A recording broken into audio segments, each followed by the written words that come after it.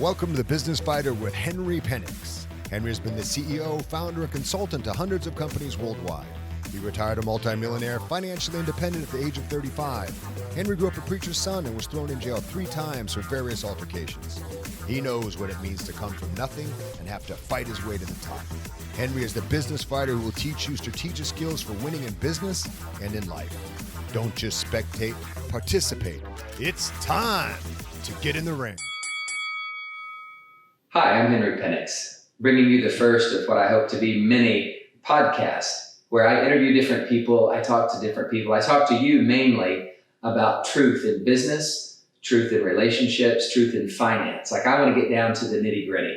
They've termed me the business fighter because I fought all my life. I've always had to fight for everything that I've had. I started off with very, very humble beginnings. I remember when I first purchased my wedding rings, they were $120 for both of them.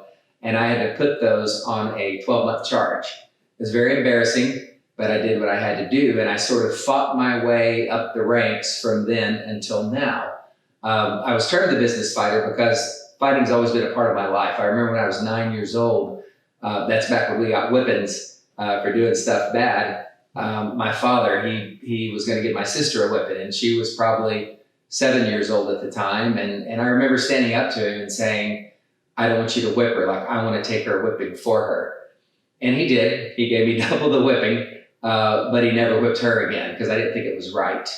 Throughout my entire life, I've been standing up for what I think is right. And in doing that, success has just been sort of a byproduct. If I can't go home and look at myself in the mirror and say, you've done your best today, I shouldn't go home. I should stay out until I'm proud of myself and proud of the things that I've done, the people that I've touched, the different things that I've given of me, of my time, of my money, of my talents.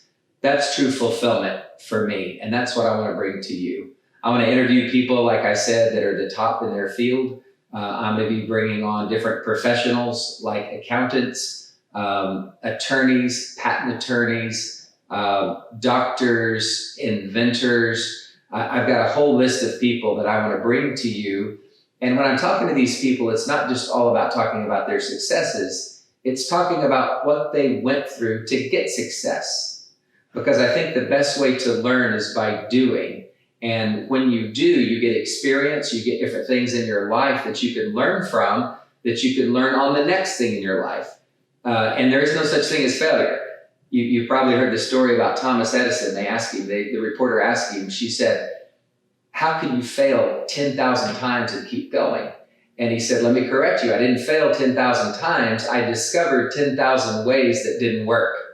He was a discoverer. He was a learner. He always wanted to go to the next level, but he never let his failures or perceived failures get him down. He saw those as just another way that didn't work. And so he kept going, and now we have these wonderful lights because of it. What if he would have quit? What if he would have stopped? What if on that, 9,999th time, he would have said, you know what, I just can't do it. We might all be in the dark today. I'm sure somebody would have come along, but it wouldn't have been him. What are you doing? What are you putting off? What have you perceived as a failure in your life, but it's something that you have passion for? And you just needed to try another time. You just needed to give it 1 or 2 more shots, and the finish line might be right there. I consult people all over the world. I've been to the United Nations, both here. I've been to the UN in Europe. I've actually been inside the UN. And no matter where I go or what demographic of people that I speak to, it all boils down to their passion for what they're doing. You never want to fit it like a round peg in a square, or a square peg in a round hole. You never want to do that. You want to always make sure that what you're doing in life is something that you love doing. If you don't love it, why would you do it?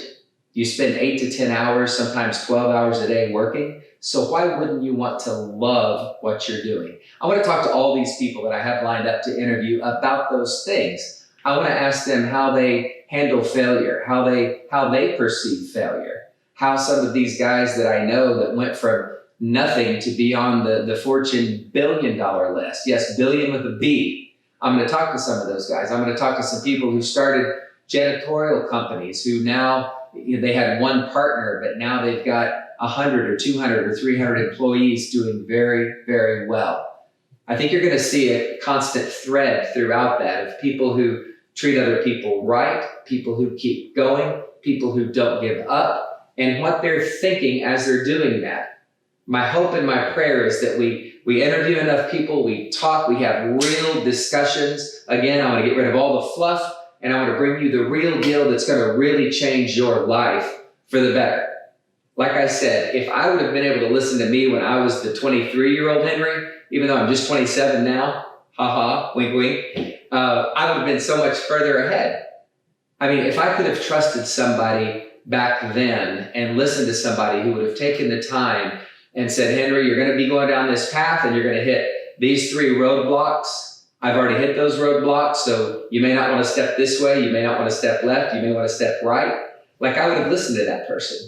That's what I want to bring you. That's what I want to do. I want to share some of my fights. I told you about standing up to my dad, whipping my sister at a very young age. And I remember in school when we had forced integration and we had fighting every day, literally in junior high from 7th, 8th, and 9th grade. I went to a school that was round, and between every class, one group of people would walk one way, the other would walk the other. And when we would clash, we would physically fist fight. I did that every day for 3 years. It's like I couldn't get away from it. It was just survival. It was fighting for the right thing. I remember going on to college, and a girl that I was dating in this fraternity had let all the air out of her tires. And so the next morning we found out, she came to me and she was crying, and I said, let me handle it. So I march in that fraternity. There's 60, 70 guys there, and I'm yelling down the hall. I'm calling out whoever let the air out of their tires. They sent the biggest guy out in the hallway. I remember it like it was yesterday. His name was Dan Thixton. Dan, if you're listening, give me a call. But they sent him out, and he said, well, I'll take care of this. So I talked to him. We talked about the problem. He said, yes, that was our fault. I'm sorry. And they went out and aired up the tires. And then they invited me to be a part of their fraternity. They said, we need guys like you. They either thought I was really tough or really an idiot, or both. But it was always a fight for me. It was always something that if I saw an obstacle in front of me, I would go confront it, and I wouldn't be afraid. I would think, what's the worst thing that can happen? And I wouldn't be afraid. I would keep taking those steps. If you never take the step, you're never going to find out what's on the other side of that step. I don't care who you are. I don't care if you're making $1,000 a month, or $10,000 a month, or $100,000 a month, or $1 million a month. It all boils down to human nature and you continuing to take that step. I carried some of that in my business ventures. I remember one of the first loans that I got, I went to 8 different bankers, and finally the last one, I said, quit telling me why I can't, but show me how I can. Give me a list of things that I can get accomplished. And if I get those things accomplished, I'll get the loan. And I did them, and he gave me the loan. Kind of freaked me out a little bit because I wasn't even expecting it. I'd been rejected so many times. I fought my way through so many applications. I could almost tell you what were on the applications before I even filled them out. But it wasn't until I finally got up the gumption to face it and say, look, don't tell me how it won't work. Show me how it will. That same guy nominated me for SBA's Entrepreneur of the Year for a 5-state region, and I won. I just thought I was doing business as normal, but I guess it was the gumption, it was the fight, it was the attitude, it was treating people right. That's the people I want to have on my show. I want to talk to these people. I want to add some of my real life experiences. I will never tell you anything that I haven't experienced myself. I was asked that today. A guy was filming me and he said, did you really do this? And I said, yes, I really did that. Why are you even asking me? I guess the world has people out that want to put up a facade. You can fact check me all day long, and it's gonna come in true 100%. Because if you're not authentic, you shouldn't be telling anybody how to do anything. If you're not real, if you're not the real deal, I don't want to talk to you. If I'm on a plane and the guy gets caught up in weather, I want to see a little gray on his hair. I want to know that dude has been there, done that many times so that he can get me through this storm. I want to be the guy helping you get through your storm. I've seen your giants. I have fought your giants. I have slayed your giants. I'm in a deal right now. I had a technology company called Zom, and we had another larger company step on one of our patents. My attorney has told me, I've got to say allegedly, because the company's fairly big. It was recently valued at $1 trillion. The name of it is Apple.